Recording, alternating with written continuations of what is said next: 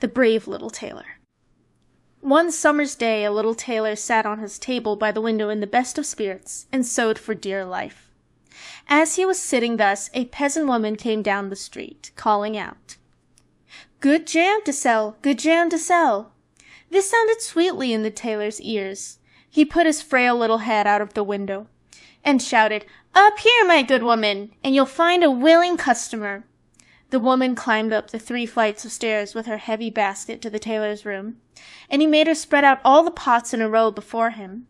He examined them all, lifted them up and smelled them, and said at last, "This jam seems good. Weigh me 4 ounces of it, my good woman, and even if it's 1/4 of a pound, I won't stick at it." The woman, who had hoped to find a good market, gave him what he wanted, but went away grumbling wrathfully. "Now heaven shall bless this jam for my use," cried the little tailor, "and it shall sustain and strengthen me." He fetched some bread out of a cupboard, cut a round off the loaf, and spread the jam on it. "That won't taste amiss," he said, "but I'll finish that waistcoat first before I take a bite." He placed the bread beside him, went on sewing, and out of the lightness of his heart kept on making his stitches bigger and bigger. In the meantime, the smell of the sweet jam rose to the ceiling, where heaps of flies were sitting, and attracted them to such an extent that they swarmed on to it in masses. "Ha! Who invited you?" said the tailor, and chased the unwelcome guests away. But the flies, who didn't understand English, refused to let themselves be warned off, and returned again in even greater numbers. At last the little tailor, losing all patience, reached out of his chimney corner for a duster, and exclaiming, "Wait, and I'll give it to you," he beat them mercilessly with it. When he left off, he counted the slain, and no fewer than 7 lay dead before him with outstretched legs. "What a desperate fellow I am," said he, and was filled with admiration at his own courage. The whole town must know about this, and in great haste the little tailor cut out a girdle, hemmed it, and embroidered on it in big letters, "7 at a blow." "What did I say, the town?" "No, the whole world shall hear of it," he said, and his heart beat for joy as a lamb wags his tail. The tailor strapped the girdle round his waist, and set out into the wide world, for he considered his workroom too small a field for his prowess. Before he set forth, he looked round about him, to see if there was anything in the house he could take with him on his journey. But he found nothing, except an old cheese, which he took possession of. In front of the house he observed a bird that had been caught in some bushes, and this he put into his wallet beside the cheese.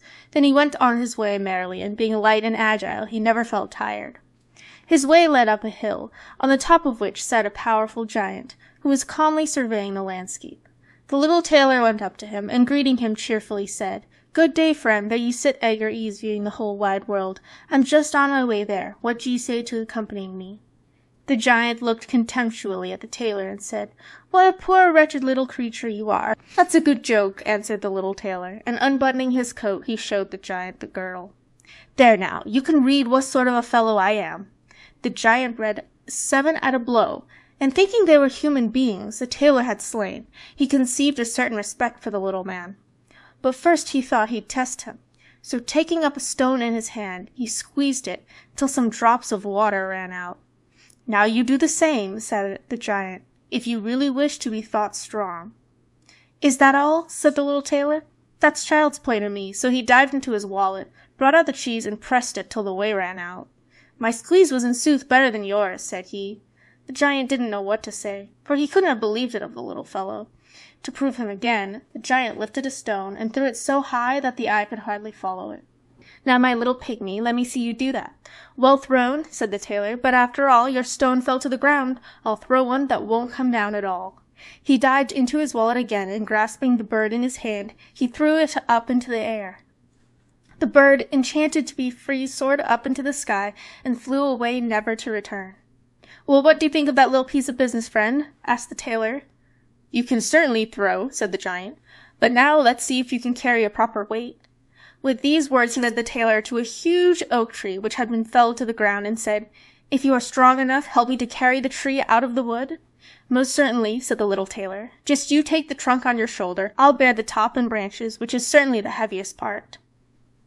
The giant laid the trunk on his shoulder, but the tailor sat at his ease among the branches, and the giant, who couldn't see what was going on behind him, had to carry the whole tree and the little tailor into the bargain. There he sat behind in the best of spirits, lustily whistling a tune, as if carrying the tree were mere sport. The giant, after dragging the heavy weight for some time, could get on no further, and shouted out, "Hi! I must let the tree fall." The tailor sprang nimbly down, seized the tree with both hands as if he had carried it the whole way, and said to the giant, "Fancy a big lout like you not being able to carry a tree!" They continued to go on their way together, and as they passed by a cherry tree, the giant grasped the top of it, where the ripest fruit hung, gave the branches into the tailor's hand, and bade him eat. But the little tailor was far too weak to hold the tree down, and when the giant let go, the tree swung back into the air, bearing the little tailor with it.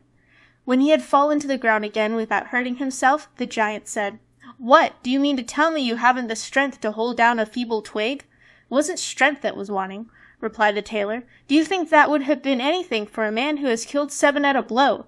I jumped over the tree because the huntsmen are shooting among the branches near us."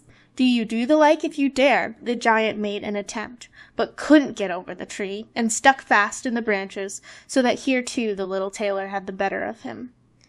"Well, you're a fine fellow after all," said the giant. "Come and spend the night with us in our cave." The little tailor willingly consented to do this, and following his friend they went on till they reached a cave where several other giants were sitting round a fire, each holding a roast sheep in his hand, of which he was eating. The little tailor looked about him and thought, "Yes, there's certainly more room to turn round in here than in my workshop." The giant showed him a bed, and bade him lie down and have a good sleep, but the bed was too big for the little tailor, so he didn't get into it, but crept away into the corner.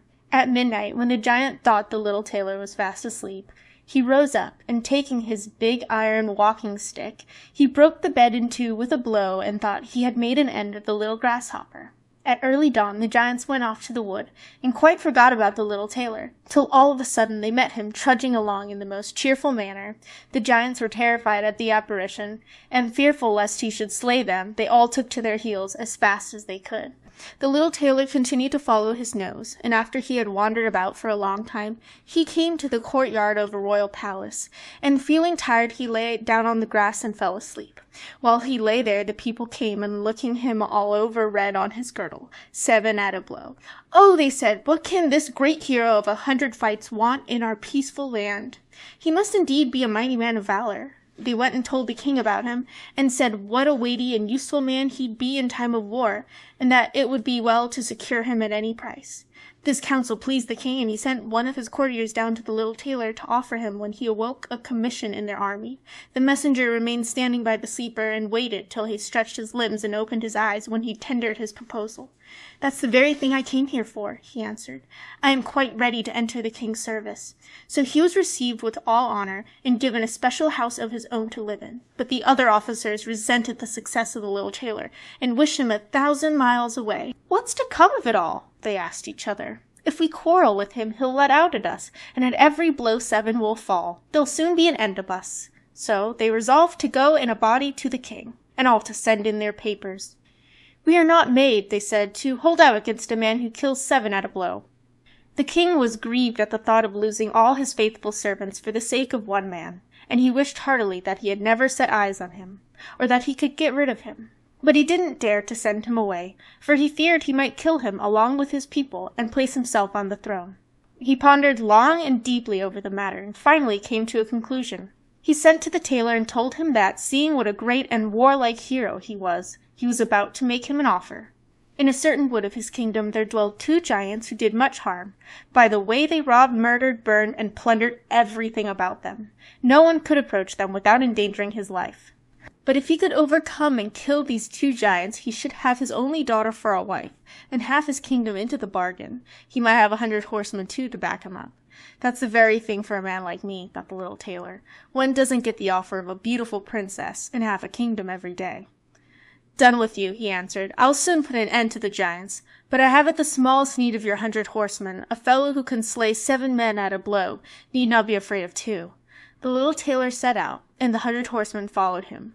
When he came to the outskirts of the wood, he said to his followers, "You wait here, I'll manage the giants by myself." And he went on into the wood, casting his sharp little eyes right and left about him. After a while he spied the 2 giants lying asleep under a tree, and snoring till the very boughs bent with the breeze. The little tailor lost no time in filling his wallet with stones, and then climbed up the tree under which they lay. When he got to about the middle of it, he slipped along a branch till he sat just above the sleepers, when he threw down one stone after the other on the nearest giant. The giant felt nothing for a long time, but at last he woke up, and pinching his companion said, "What did you strike me for?" "I didn't strike you," said the other. "You must be dreaming." They both lay down to sleep again, and the tailor threw down a stone on the second giant, who sprang up and cried, "What's that for? Why did you throw something at me?" "I didn't throw anything," growled the first one. They wrangled on for a time, till as both were tired they made up the matter and fell asleep again. The little tailor began his game once more, and flung the largest stone he could find in his wallet with all his force, and hit the first giant on the chest. "This is too much of a good thing," he yelled, and springing up like a madman, he knocked his companion against the tree till he trembled. He gave, however, as good as he got, and they became so enraged that they tore up trees and beat each other with them till they both fell dead at once on the ground. Then the little tailor jumped down. "It's a mercy," he said, "that they didn't root up the tree on which I was perched, or I should have had to jump like a squirrel on to another, which, nimble though I am, would have been no easy job." He drew his sword and gave each of the giants a very fine thrust or two on the breast, and then went to the horsemen and said, "The deed is done. I've put an end to the two of them, but I assure you it has been no easy matter, for they even tore up trees in their struggle to defend themselves. But all that's of no use against one who slays 7 men at a blow." "Weren't you wounded?" asked the horseman. "No fear," answered the tailor. "They haven't touched a hair of my head." But the horsemen wouldn't believe him till they rode into the wood and found the giants weltering in their blood, and the trees lying around, torn up by the roots. The little tailor now demanded the promised reward from the king, but he repented his promise, and pondered once more how he could rid himself of the hero. "Before you obtain the hand of my daughter and half my kingdom," he said to him, "you must do another deed of valor. A unicorn is running about loose in the wood and doing much mischief. You must first catch it. I'm even less afraid of one unicorn than of 2 giants. 7 at a blow, that's my motto." He took a piece of cord and an axe with him, went out to the wood, and again told the men who had been sent with him to remain outside. He hadn't to search long, for the unicorn soon passed by, and on perceiving the tailor, dashed straight at him as though it were going to spike him on the spot. "Gently, gently," said he. "Not so fast, my friend." And standing still he waited till the beast was quite near, when he sprang lightly behind a tree.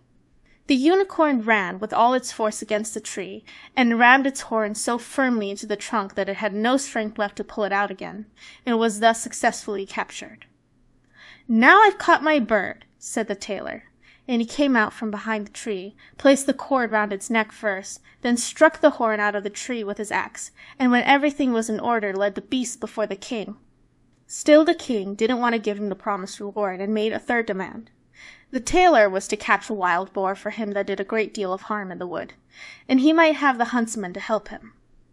"Willingly," said the tailor. "That's mere child's play."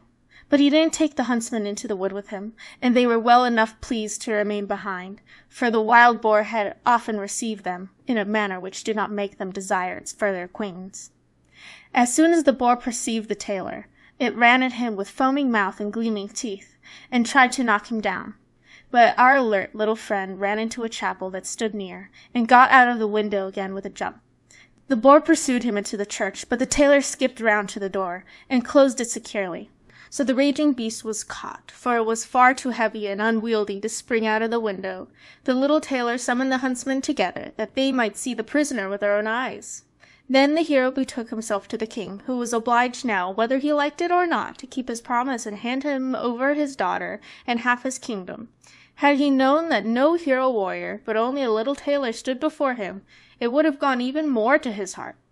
So the wedding was celebrated with much splendor and little joy, and the tailor became a king. After a time the queen heard her husband saying one night in his sleep, "My lad, make that waistcoat and patch these trousers, or I'll box your ears." Thus she learned in what rank the young gentleman had been born, and next day she poured forth her woes to her father, and begged him to help her to get rid of the husband who was nothing more nor less than a tailor.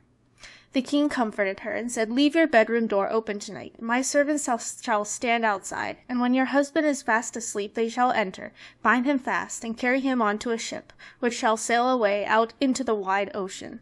The queen was well satisfied with the idea, but the armor-bearer, who had overheard everything, being much attached to his young master, went straight to him and revealed the whole plot.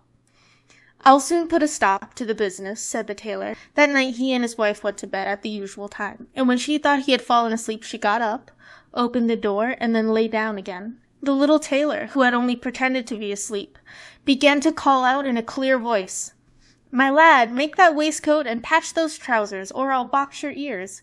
I have killed 7 at a blow, slain 2 giants, led a unicorn captive, and caught a wild boar. Then why should I be afraid of those men standing outside my door?"